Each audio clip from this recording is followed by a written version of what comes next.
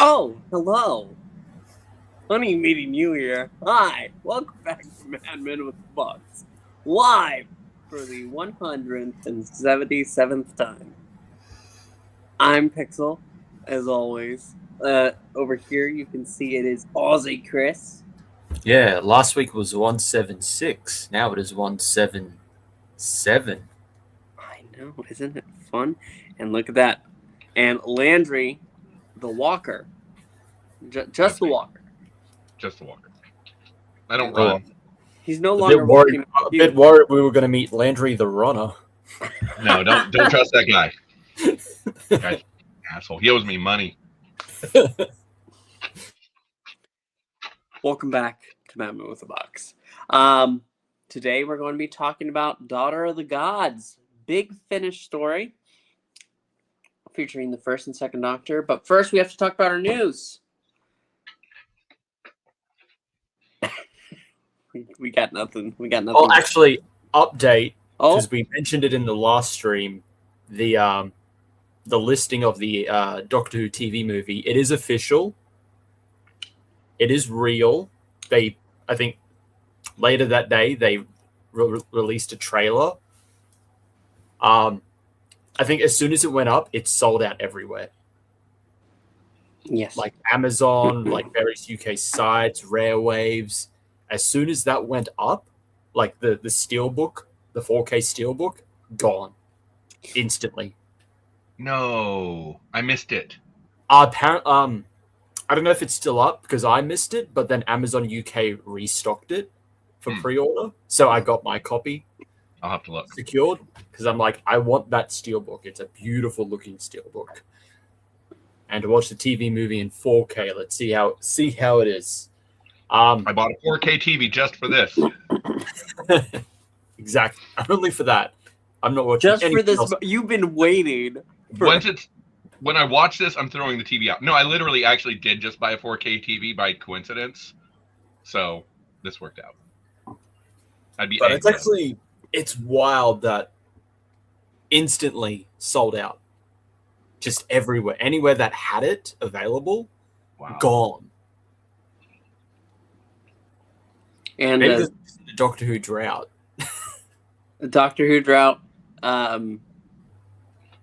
There's also, I saw somebody tweet, it's funny how this is probably going to be the best Doctor Who episode to release this year.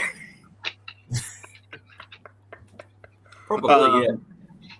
Yeah, no, it's always funny. It always happens as soon as we stream about something and there's some mention, the next day is when it's announced. It's never the day before. No, never.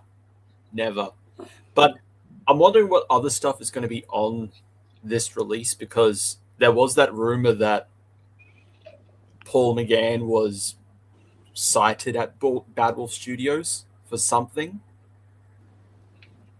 And if it's not going to be for the Christmas special, it could be for this.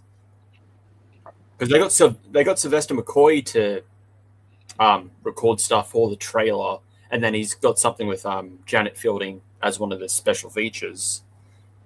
But obviously, it's the TV movie. It was at the time Paul McGann's only Doctor Who appearance until Night of the Doctor and Power of the Doctor. So what if they're doing this release, and in doing this release, they have now written the 8th Doctor into this Christmas special?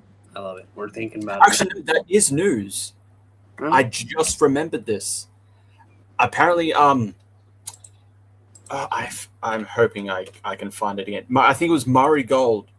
He said there are apparently multiple different versions of the Christmas special script. He did say that. I thought that was last week, though, that he said that. But yeah, no, I think it was in between. Murray Gold. No, that's last year. I wish I could freaking put it to...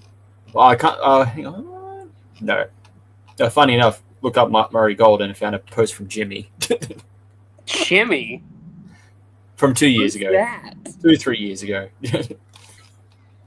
I can't find it, but I know it. How sad must it be that somebody looks up your name and the thing that pops up first is Jimmy Quirks' tweet about you? No. So I have product. Well, it's not news; it's old, but I bought Doctor Who magic cards. Oh yeah. Well, yeah. Very nice. I got a bunch of the doctors. We can see first, second. Those are the doctors. Now I was a Magic player back in the pre third edition. So I have a large collection of apparently valuable Magic cards that'll probably never come out of a box. But this kind of got me back into buying them, except that I didn't have any money when they came out, so now they're really expensive. And to get a case of the boosters is $500 freaking dollars. Oh. So I'm not doing that. But I did buy these 2 sets, which is nice. But the one thing I was going to point out, because you can still get the 4th Doctor. Well, the set has got the first 8 Doctors in it, guaranteed the first 8 Doctors, bunch of companions, other stuff. You can still get that for like $40. But the likenesses are, I'm assuming they didn't have the rights, because I'm gonna. Yeah, the Romana one I know was one where they pointed out it looks nothing like Lala Ward. I don't know this lady. I don't know her. Also, Time Lord Scientist. She was a Time Lady, technically. Did they drop? I guess they dropped that with the current show. And I don't mean that in the gendered way. It's just lords and ladies was the thing the anachronistic thing they used. Yeah, I got my one of Jamie signed by Fraser Hines. Oh, nice! When he came to Brisbane. Amazing. So yeah, I got That's that great. signed because I couldn't get a copy of the Evil of the Daleks that he wrote. Mm-hmm. I couldn't get a copy in time, so I just got this signed instead. Smart. Yeah, these are pretty fun. The I'm delayed looking forward to playing it. I think I'm going to take a random doctor and put it in any other Magic deck that I would play. Like, just have a random doctor, maybe, and a TARDIS in there to make sense of it. I think that'd be a fun way to do it. That'd be hilarious. You know, you're just playing. And then, oh, here's the 4th Doctor. You'd have to do companions too. Do random companions, and then it's dimensions in time. Yeah. And what in like the middle of a different turn, you just swap them out. That's right. Randomly. Swap out both the Doctor and the companion, and it's still a random pair.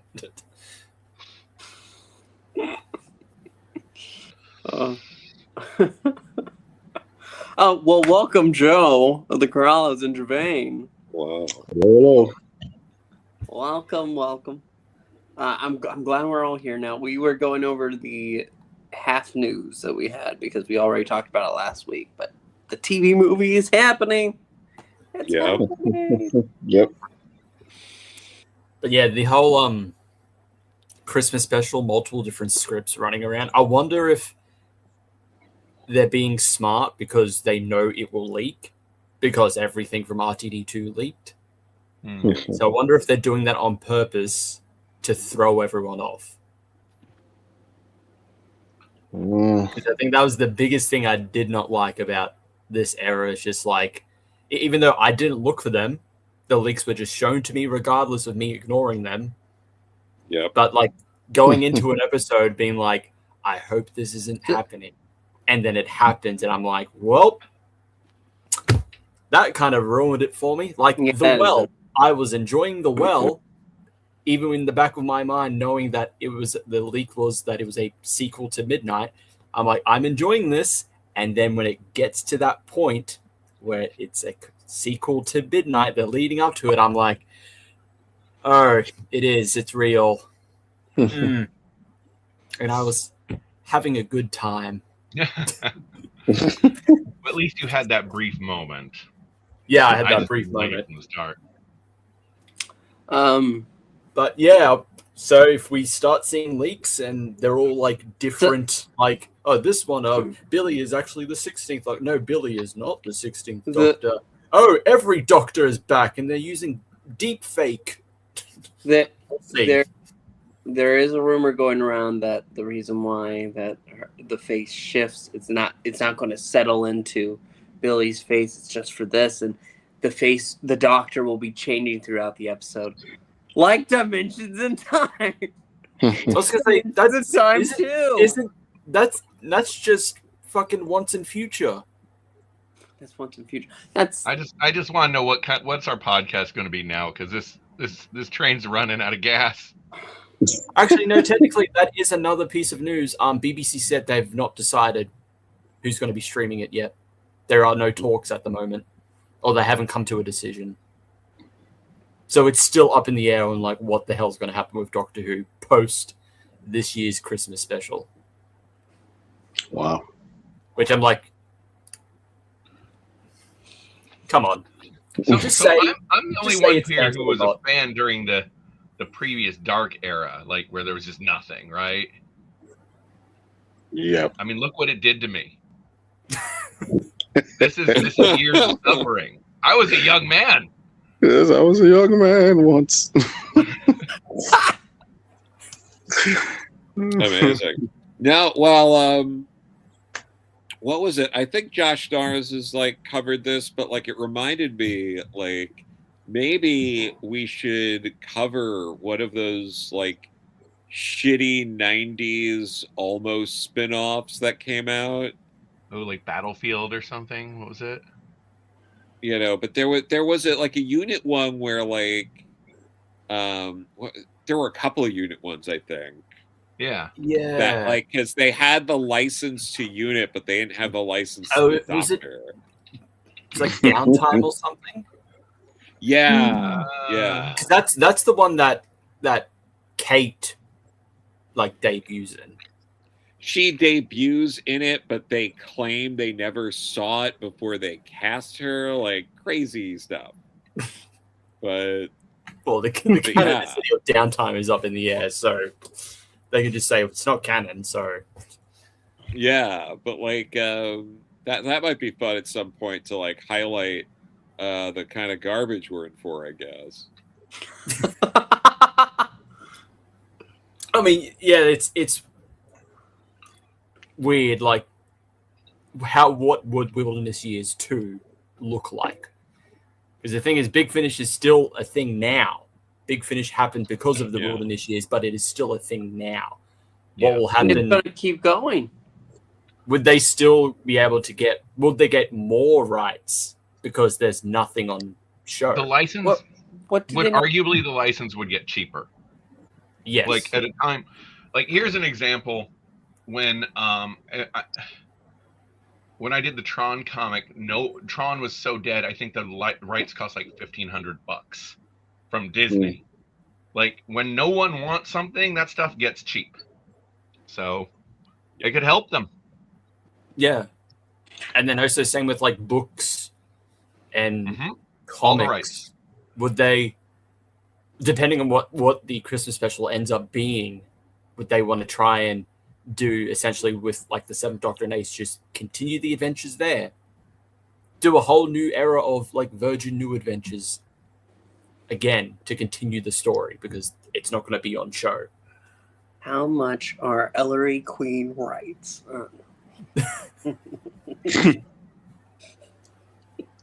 But no, yeah, I don't know. BBC just making a lot of dumb decisions and just that. You know, it's very funny clear. you mention that the BBC makes some dumb decisions. I don't want us to talk about it. I'm just saying this is a thing. Both that things has been that going happened. on. Both things that happened in the BAFTAs. Yes. Oh We Lord! don't.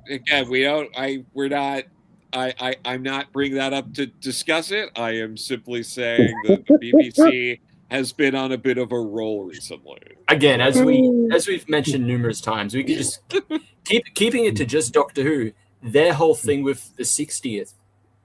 Oh yeah, let's put all of these celebrations just in the UK. Hmm. You know, Yep. Disney, you can have the specials on Disney Plus, sure, but like everything else to celebrate the 60th anniversary. Hope you live in the United Kingdom or have a VPN. Just because they had they had all the rights and licensing for it, and they're just like, well, we need something exclusive. So exclusive that you would have to pay for a VPN to watch it anywhere else. What a world. I just looked up. At least one of the things you were talking about, I hadn't heard. I'm out of the loop. I've been underground a few days. What's going on? In all honesty, I try to stay underground as much as I can. I like the dirt. I'll process this one in the background. Anyway, go on. Yeah, no, it's thankfully that isn't directly related to Doctor Who. No, thank you for that. So, yeah, no, I think that I think Big Finish and comics and other thing will both become more affordable but less profitable, and that's the problem. They have to become more affordable because consumers aren't going to come to it the way they were. They're already not coming to it the way they were. Lots of licenses are already having that problem, and I can't imagine what it must be like to have like the Doctor Who comics license right now. Yeah, also it's weird because like they're not compared to like back during the Wilderness years or even like prior to the Wilderness years. They're not doing as much with the comics. Back then, it'll just be like, here's 4 issues of a story. We'll do another one maybe. We'll do maybe another one in a couple of months or next year. People don't really realize just how much all other nerd culture looked down on Doctor Who culture until 2005. Like it was just like, I mean, at least we're not Doctor Who fans, right? Kind of attitude from like. Well, so I mean, The Simpsons did that with the comic book guy. They would make fun of how he liked Doctor Who. Even Doctor Who fans made fun of Doctor Who. I mean, RTD himself in, what was it, was Queer Folk? And 2 of the characters are like, they're naming every actor that played the Doctor, but then they like, except Paul McGann, he doesn't count. Wow, rude. Poor Paul McGann. It's like, ooh, okay. There was a time before the reboot where maybe the movie wasn't going to count if they ended up doing a show. Like the next, like Russell could have acted like that wasn't canon, and then that just would have been it. Like, yeah. Well, you know what kept me from jumping on when I first heard Doctor Who was back? I didn't realize, and I say this, I know there's a lot of irony considering I keep calling for reboot. I thought it was a reboot then, and I wasn't interested. Until I found out Sarah Jane was back, and I'm like, oh, whoa, it's actually connected, and then I jumped in. But they were so light and soft in bringing in those connections. I mean, Sarah Jane was one of the first ones they brought in at all, wasn't she? Yeah. Yeah. We saw the head of a Cyberman in the first Dalek episode, and that was a big classic Cyberman, but I mean there was almost nothing. Yeah, there was like wasn't earlier that same season he did the bit with the psychic paper. He called himself like Jamie McCrimmon or something, right? Like that's series 2. With the Bad Wolf one, not the werewolf one. Yeah, the werewolf one. Yeah, and I think that was before. He used the psychic paper. Then he said his name as. It was like, I'm Dr. Jamie McCrimmon. Yeah. The funny, I mean, I don't know how it was for you guys, but I remember at the time when, even when we saw the 11th Doctor's first episode and we see all the other Doctors in his head, or when Dave Tennant met the next Doctor, it wasn't X, and we saw the flashbacks of, it was so exciting. Like, oh my God, there's the original Doctors. And now that just feels, it's like, yep, there they are. I think even earlier in that season, in Human Nature, when he's writing the story of the Doctor because that's still his latent memories. You see all 9 there. There was that was only given and that was to the first time. That was the first time you saw the 8th Doctor, and them just being like, "Yeah, he's canon. He's a Like real he it. is." Yeah. And there was so little of that. It came to us in such tiny little bits that we were hungry for it. We were excited for it. And I guess I just feel they've overplayed that so deeply at this point that I don't know what they can do to get that excitement. Like this era really likes to remind you of the Doctor's previous faces. Yeah. Like you had Rogue with like showing all the faces and then fucking throwing Richard E. Grant's Doctor in there to confuse everyone. But then one second. Wishworld and Russell T Davis. But then the 2-part finale, Wishworld and Reality War, end of Wishworld, we have a flashback of all, like, the Doctor gets his memories back, so we have to see all the faces, and then 2 different times, I think, in Reality War, we have that same thing of seeing the Doctor's previous faces again. Yeah. Just before he decides to, use his regeneration energy to bring Poppy back, you see the Doctor's faces again before 13 shows up. Right, and just as another, also, returning companions. When Sarah Jane came back, that was, oh my god, Sarah Jane is this. Now it's like, yep, there's Mel, there's Ace, there's they're back. They all work for UNIT. Some of them, it's like you just never left. Like, yeah. And for some of them, like, I'm fine with certain ones working with UNIT if it makes sense. So, like, in Sarah Jane Adventures, Jo coming back makes sense because, one, she worked with UNIT. You work for UNIT. UNIT is the one holding the Doctor's funeral. So, of course, Jo is going to be there. That makes sense. Yep. But it's like, oh, here's, I don't know, here's Steven. And for some reason, he's fucking chief technical officer for UNIT. I'm like, what? Was he? Why is he there? Why aren't so many of these people here and Sabalon Glicks? Like, when is Mel going to tell us what happened with them? It's best he lived to 103 or something, remember? Yeah, didn't he? Yeah, he's dead, like, officially now. Yeah, but he lived a nice long life. It's a time travel show. Yeah, true, he died already. Well, that's all right then. How do you have those ready? I'm pulling out all the clips. But no, it's like, yeah, like, oh, we're desperate. Bring someone back.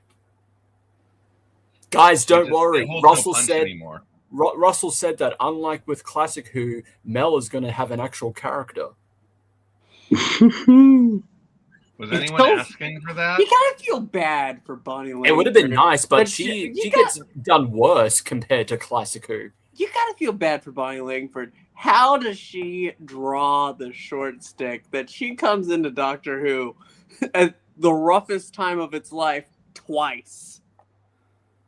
Not only that, but, like, can you imagine the best story you're probably in is Terror of the Vervoids?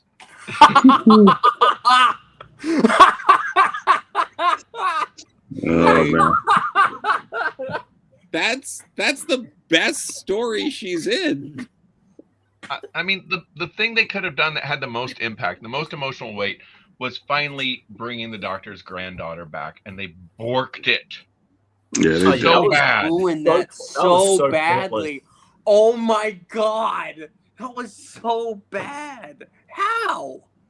Yeah, that was actually 2 episodes in a row. We're gonna tease Susan coming back. Doesn't come back. Yeah, doesn't. Yeah. Again, if it's true, the original ending, Susan would have been there because that was the supposed original ending. She's there with Poppy, watching as, like, the Doctor and Belinda are celebrating, and she's like, "No, come along, Mum," and they leave. Like, so she was also, honestly, if that's what they were doing, I'm so glad they cut it. That's also bad, but yeah, at least she would have actually been there. Compared to just, like, she's just on a TV, she's in the Doctor's head, it's flashes, and on a TV screen briefly. Hopefully, they just do something with her. even if it's small in this Christmas special, and then that's it, because like there's a ticking clock here. Like and I'm not saying that anything, like, she's 85. Who knows how long she'll be up for going to a set and acting. No, you're right. That's and for that actress, I hate that they built her up for a moment and then took it away at this point in her life. That's horrible. Yeah. Big Finish did a better Doctor reuniting with Susan, like much better. And then they expanded from that. Then they brought her back because it's like, hey, we've established that like he's gone to see her again, which is baffling when it's like comes to the TV show, like series 14 just mentions her, and then series 15, she's not. We don't know if she's actually there. It's just in his head and then on a TV screen, and that's it. I loved when the 12th Doctor had a photo of her on his desk. That was great. That was great. Had her and then had a picture of River. It was fantastic. Oh, man. Good days. Good times. Good times. Oh, speaking of good times or times that will never happen again, let's talk about Daughter of the Gods. Big Finish story with the second and the first Doctor. I don't know why I did them in the opposite order. It's just the way we did it. Do you have the description up and ready for us, Chris? Yes. So Daughter of the Gods is the second and final story of the 6th series of the early adventures. So this is Big Finish's it's this weird one where it's not a full cast, so it features narration as well. So it's neither just audiobook or full cast, it's a mix of the two. So when Zoe reattaches an old piece of equipment to the TARDIS console, she, Jamie, and the Doctor are very lucky to avoid a collision. But the place they find themselves in may be even more dangerous, because there they encounter another Doctor, a space pilot named Stephen, and a young woman called Katerina, who really shouldn't be there. So this is written by David K. Barnes. It was released on the 13th of November 2019.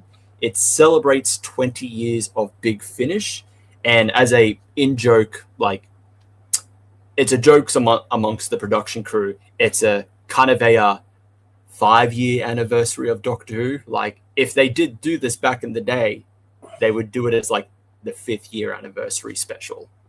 Oh, that's funny.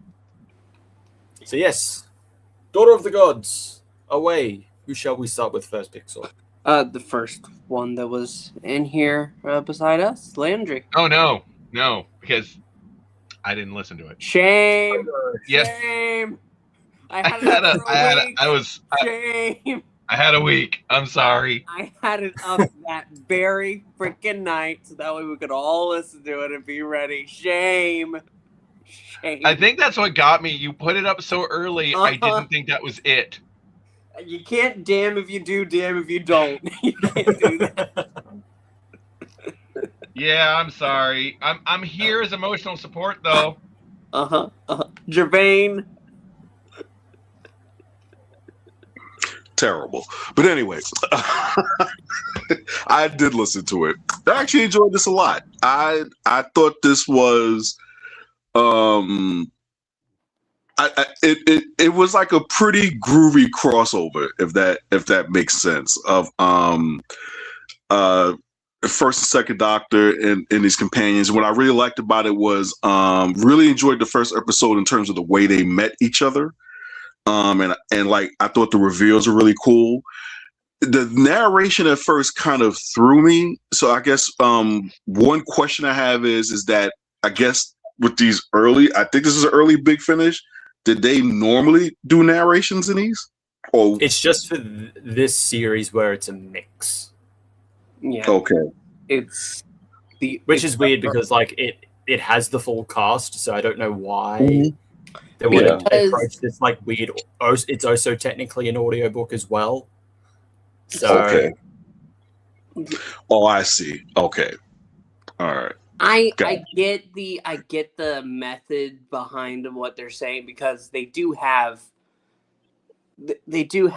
where like Steven is Steven and the first doctor, Mhm. and you have Jamie as Jamie and the first and the second doctor, and so it's like, well, they're there, and so it's not technically, but it's weird. I'm glad that they have new actors to go ahead and fill those roles properly. Yeah, so that was probably that if anything, that's like my biggest critique of it was the narration bit. Like it didn't add anything to the story in terms of the structure, even the drama of it. I mean, if it was done for those reasons, that's fine. And my thing was, it would have, given how the story ends, what it turns out, what turns out to be in the case that it's a sort of like a hidden memory, if you will, of the doctor, of a companion who was with him too briefly. It would have been cooler if the narrator was a single character, kind of like retelling the story, because there was a memory gap, and it just would have probably made the ending hit a little bit harder in a good way than it did. But I listened to it, even though the fact it was like over 2 hours, I listened to it at least 3 times because I just really enjoyed. Yeah, no, I agree. Yeah, no, I thought this was like a really just cool crossover. It was just really, really well done. I liked it, and I guess another question I have is when did this come out? Like, in terms of like, this came out before Modern Who was about? No, it came out in 2019. Yeah, so it felt like there was like some nice little callbacks to it. So it, with the whole Steven First Doctor bit, which I really kind of liked, it reminded me of like the brief scene we have of Martha in Blink, where she's complaining about the fact that she has to work and keep up a job while he's sitting around trying to figure out how to get them home. And Steven is kind of having the same reaction, like, look here, you bastard, you're throwing all your little fancy dinner parties, and I'm the one who's got to basically get up in the morning and and hold things down here. So, and it felt like that was deliberate for some reason. I'm not sure why, but it did. And the Katarina character is interesting. Do they actually have episodes of her available that she was in terms of the TV show? Like, are they like? Can I watch them on BritBox? Who, Katarina? Yeah. There is one episode. Mm-hmm. It is one episode of the Daleks Master Plan. That is it. Dalek Master Plan. Okay, so I gotta. Dalek Master Plan is several episodes. Mm-hmm. That won't be on BritBox. It won't. Her debut episode, I don't think, is currently missing, and that the only surviving episode that she is in is one episode of Dalek's Master Plan. Okay, so I thought this was a really great way for a character that you don't get to experience in a way to experience her. It's like it wasn't like the episode was necessarily like tear jerking or even groundbreaking, but it was just a solid story. It was just like, it was interesting to see like the First Doctor get very emotional and defensive of Katarina, in terms of like he had really come to treasure the time that he had with her in those 3 months, in a sense, emote like that. With Steven, which was interesting, because you guys had mentioned the Dodo character the last time, and I hadn't heard of that companion, so I actually went and watched one of the episodes with her. And what was weird about that was that, man, so in this one, the Daughter of the Gods, Steven is really channeling early Angry Ian, which was like, okay. Yeah. And then when I watched the episode with the Dodo thing, it's like they really were trying hard for that, like, hey, she looks like Barbara but has a haircut like Susan kind of hybrid thing. It was just they weren't quite ready to let go of those characters. But all in all, I mean, this was 2.5 hours, so I'm gonna have a little hard time like narrowing in on things. But just in general, I thought the way they introduced all the characters at the beginning was really fantastic. Like they don't know each other, but as they go bit by bit, and the Doctor's revealed on the TV screens, and when the second Doctor sees Steven, and he's like, oh, he recognizes him. I thought that was really well done, all those reveals. And then I think they did a really good job of the companions and the Doctors kind of coming together and getting to know each other. Like, it's like they don't know each other, but they kind of rally at the end. And I think with the Katarina character, from the little bit that I would get to know of her, and I had to do a little bit of reading up on her, I think that they did a really good job of introducing her character, like giving her a complete character arc, if you will, for giving her history in the show.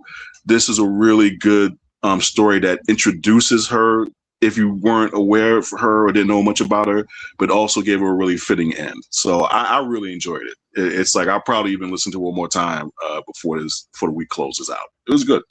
Enjoyed it. Joe of the Corallos.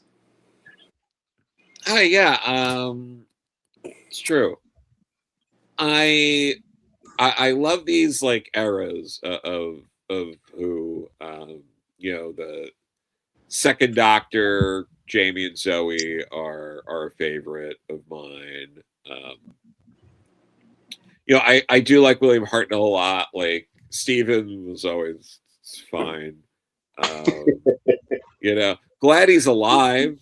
That's nice. I think he's still alive. That's great. Yeah. It is great when people are alive. I agree. Good. It's great. I literally don't know anything else than being alive. So,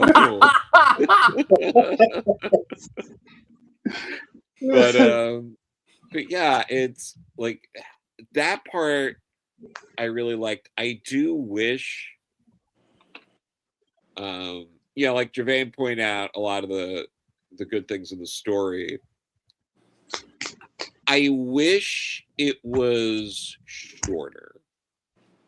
I feel like you could do this story in like a classic Who 4-parter, like an hour 40-ish. Like you could have probably trimmed 40 minutes out of this without losing too much, because there is a lot of characters sort of reiterating things, and there's a little bit of the and now we're in this position, so now we're talking out some of the same points again, and going back and forth. So like you could have trimmed, I think, a solid like 40 minutes and got it really tight and still hit all the points, and I think it wouldn't have lost anything in what it was saying. Because one of the parts, like the part for me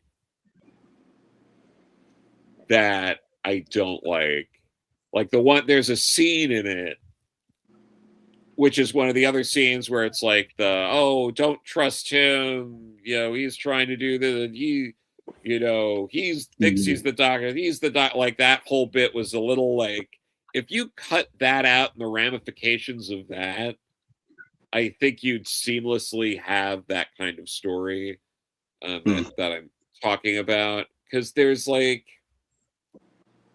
it was a little too like, but we've already been working together. Like they even make that point of like, but we've been working together and we're fine. And it's like, no, but we're not. And it's like, what are you doing?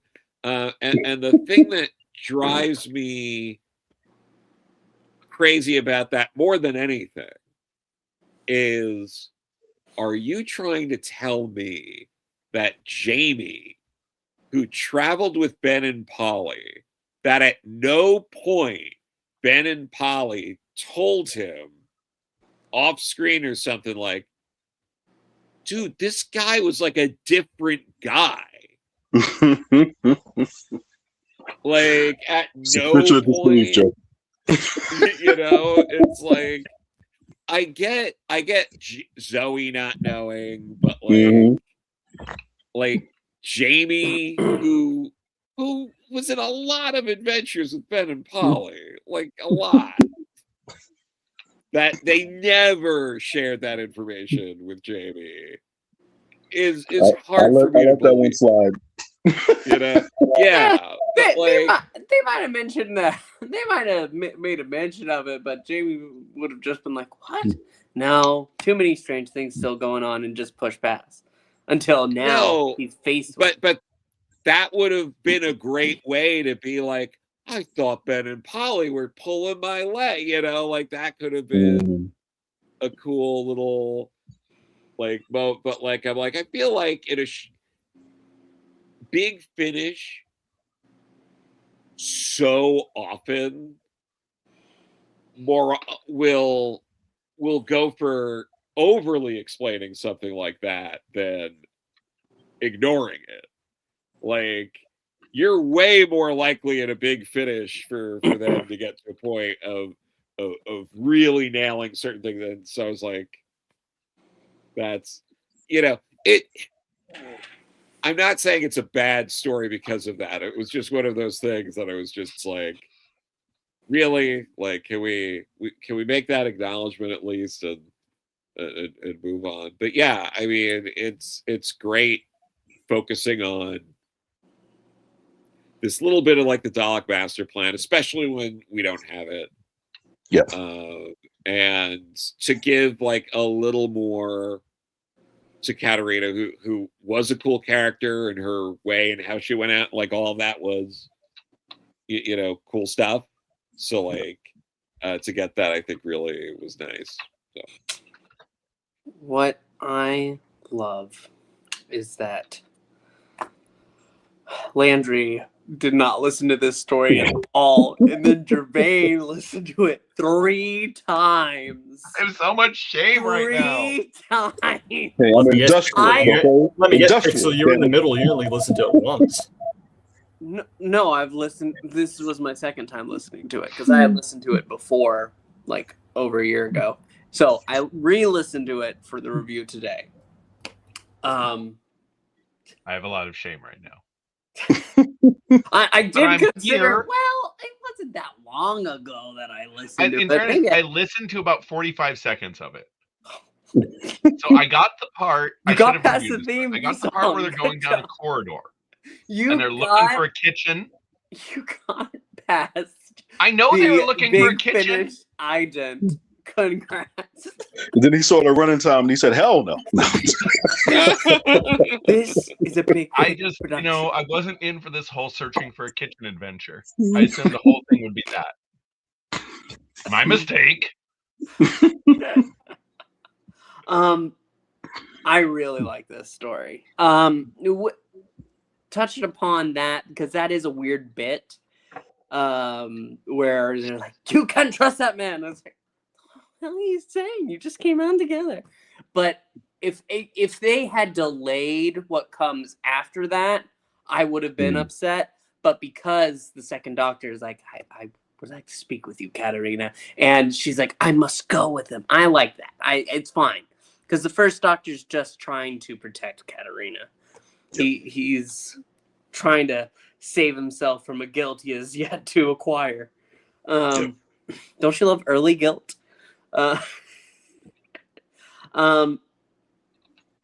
Listen, every time, like the first time it was odd, but this time every time she's like, I'm already dead. I shouldn't be laughing, but it was just so funny. Why do you keep saying that? And everybody's reaction to it is like, no, you're not. Please stop.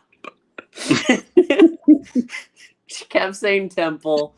My gosh, the fact that she is not a companion for more than, well, this story really is a crime because that would be great.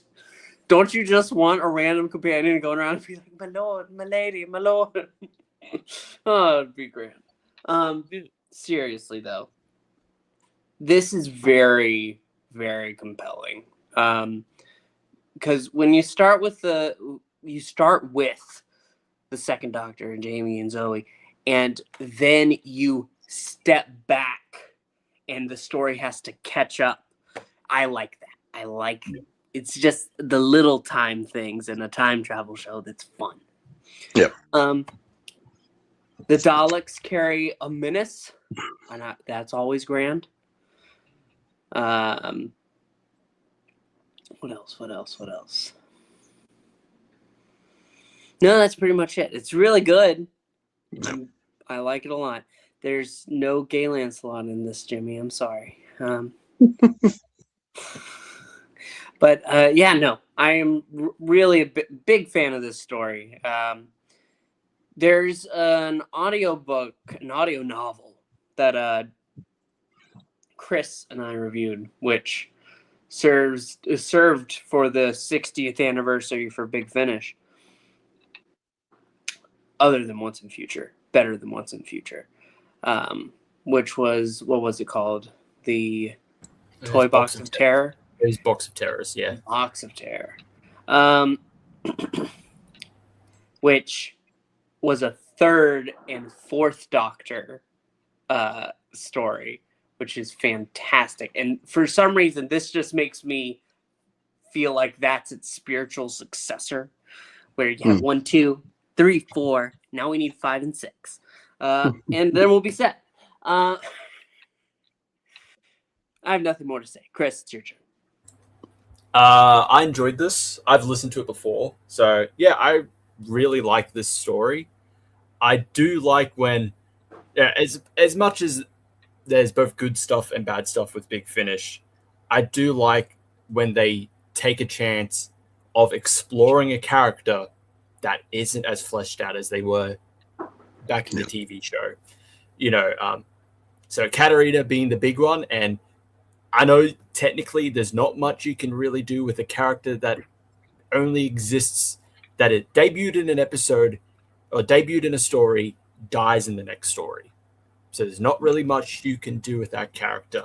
And it's a shame that I would have liked that concept of a character from the past becoming a companion and traveling with the Doctor. But having a look behind the scenes, the reason why they kill off Katarina in the show is because they thought it would have been that much of a hassle to just have a character like that and having to explain everything to her, like in the show. Yeah, it was producer John Wiles and his production team decided to write out Katarina as soon as possible to get around the writing challenges of a character so very unused to modern concepts and to whom the Doctor would have had to explain everything. Which I feel like is just like, oh, we don't want to deal with this, so away with her. Which I feel like is a shame. I feel like, and the fact that it's like, this is a show, not only a sci-fi show, it's a show that is also teaching people stuff. So having a character from the past would have been a great addition to the show. Wait, so what was Leela then? Isn't she literally like a cave woman or something like that? She's not from the past though. She's just from. She's not from the past. Oh, but she is supposed to fit the whole like savage trope. Like, gotcha. All right. Yeah. What's this? A yo-yo? What's a yo-yo? Is that a weapon? Technically, yes. Also, totally different people making the decision at that point. Yeah. And she's in so many good stories too, and one that's good, but big. But wouldn't Jamie fall into that same category though? Yeah, he would. He would, yes. Which Yeah, I don't know. I don't know if John Wiles was producer then, so maybe a different producer was like, "We can do this." But you see, the difference is he has a kilt. That's enough. That's true. Oh yeah, John Wiles is only the producer from the Mythmakers to the Ark. Mythmakers being Katarina's debut story. Wow. So okay. yeah, I really enjoyed this story. I like the whole first Doctor and second Doctor interactions. It's fun, and I think Katarina really stands out in this, which is good. Yeah. Giving service to a character that had nothing to begin with. The same that they would then replicate with Dodo with the current set of First Doctor adventures, where it's like, this is a character that was kind of done a disservice in her era, so let's flesh her out some more.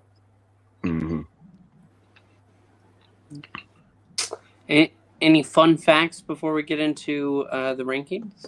Sure. Let me have a look at this one. the writer of the story, David K. Barnes, wanted to redress an issue he had with the 3 Doctors and the 5 Doctors. What is his issue? He believed that both stories, the first Doctor should have been more of the less experienced Doctor because he's supposed to be younger.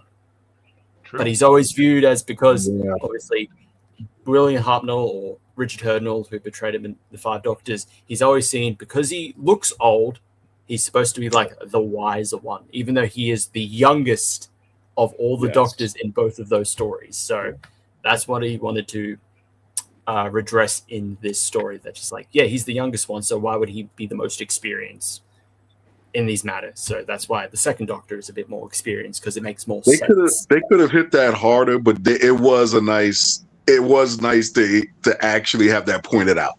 To point it out. Yep. I feel like we get that to a degree with the 12th Doctor when he meets the first Doctor. Yes. Yeah.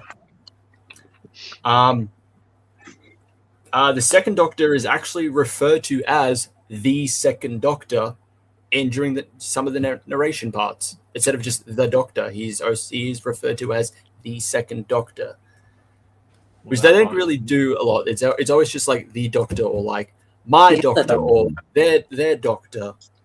Because I think I remember in the novelization of Day of the Doctor don't number themselves outside of just like, this is my 11th incarnation, this is my 5th incarnation. They don't go like, I'm the 11th Doctor. So whenever it goes to whichever Doctor is talking, there's always a description, like the one with the bow tie, the one with the sand shoes, the grumpy old one. I always thought it was funny when Sarah Jane meets the 10th Doctor and she says, "You regenerated." He says, "Oh yeah, half a dozen times since we last met," which 6 times since they're talking about the 4th. They're ignoring her meeting the 5th Doctor. Although I guess you could retcon that in with the War Doctor. Though it doesn't match everything else she said about the last time they saw each other. So he's counting. He's kind of counting, He just won't refer to himself, I am the 10th Doctor. Right. He's just the Doctor. He's just the Doctor. The meddling monk was among the characters originally to be included in this story. Both John Dorney and David Richardson comprised a list of characters they wanted to bring back, and tasked David K. Barnes, the writer, with writing a story around them. While most of these characters made it into the final work, the monk was dropped. He wouldn't fit well. Yeah, with what the story that they end up doing, because then like later on, like David K. Barnes handed a 80-page notes to John Dorney, and then Dorney said, well, Dorney helped simplify it, and it eventually just became, the story's going to focus around Katarina. So having the monk there, I don't know. Faction. Even though the monk is in the Daleks' master plan, he's one of the antagonists, I feel like just having just Daleks is fine. I'm sorry, Jimmy. You can't just always include the meddling monk. We can't. we can't. Ajaz Awad, who voices Katarina, is the 3rd voice actor to take over a companion's role from their televised actor. Gemma Powell was the first as Barbara, and Elliot Chapman as Ben Jackson. Which, fun fact about Elliot Chapman as Ben Jackson, he says he doesn't voice, well, Ben's not in a lot of Big Finish stuff anyways, outside of like audio novels, but he did say, I'm not coming back to voice Ben because I don't want to have more appearances than the original actor as that character. So I think as soon as he hit the limit, he's like, I'm out. Now, out of respect to him, I'm not going to portray the character more than he did. But I think it's nice. That's a nice little like kind of like tribute to him. I like that. However, Ajaz Awad had previously voiced Katarina in a different Big Finish story, Companion Piece, which is a fun little thing where one villain, one Time Lord villain, decides to just capture the Doctor's companions. So it's a Doctor Light story with a whole bunch of the Doctor's companions trying to bust out of a prison. It's fun. It's a fun story. And that is it for my fun facts. Okay. Landry, Yeah. you didn't listen. You don't get to give a number. Rude. I listened to the bit about the kitchen. It's just a dash out of 10. It was an engrossing. You know what? I really, really liked. It was a guy who does, what's his name? Fraser Hines did the second Doctor. Yeah. Spot on. Amazing. Talking about the kitchen, I believe they were looking for a kitchen. Okay. Astounding. Gevain, as the person who's listened to this 3 times, I think we're ready to hear your vote. My vote gets to triple the weight. So we have to make up for Landry's non. yeah, right. That's it. So I'm reclaiming my time. No, so this was a solid 7 for me. Yeah, it's a solid 7. Like I said, my only real critique was the narration. That given the format and all that, if that was what necessitated it, that I think they could have just been a little bit more creative and kind of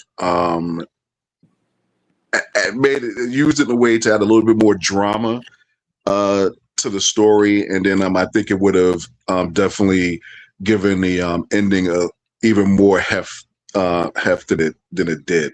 I'm not sure who they could have chosen to kind of been a single narrator throughout. But I like the touch of the fact that the Doctor was told he wouldn't remember Katarina, but in the end he does. And I think if that was told more from a narrator's point of view, like if a narrator was telling him the story to basically, in a sense, give him a piece of history back and he ends up remembering anyway, I just think that would have been a nice dramatic touch. But this is a solid 7. For characters I'm not familiar with, I definitely feel like I know them better. Then when I started with the story, and it's always great to have one of my favorite Doctors, the second Doctor, along with Zoe and Jamie. Just good stuff all around, and highly recommend it to anybody who hasn't listened to it yet. Joe of the Corallos. Yeah, 7 sounds right for this. Like, there's a lot of it I like.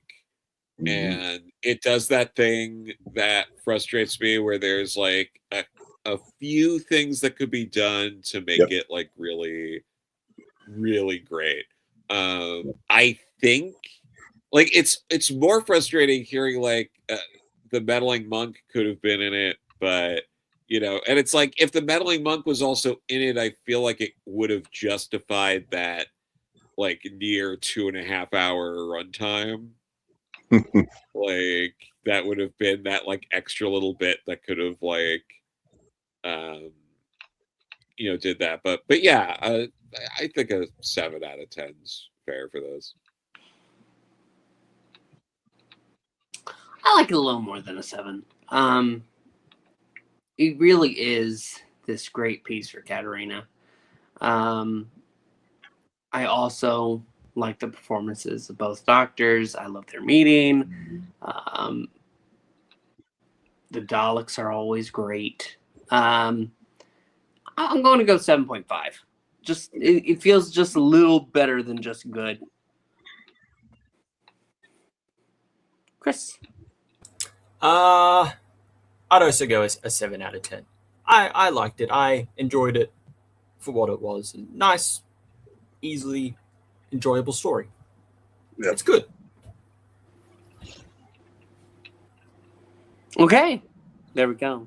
You have our rankings: 7, 7, 7, 7.5, and no, Dash. hands down. Don't get a ranking. No. We'll be back next week. We'll discover if Landry has done the homework. Until then, thanks so much for watching, and bye-bye. Alonze. Bye. Bye, everybody.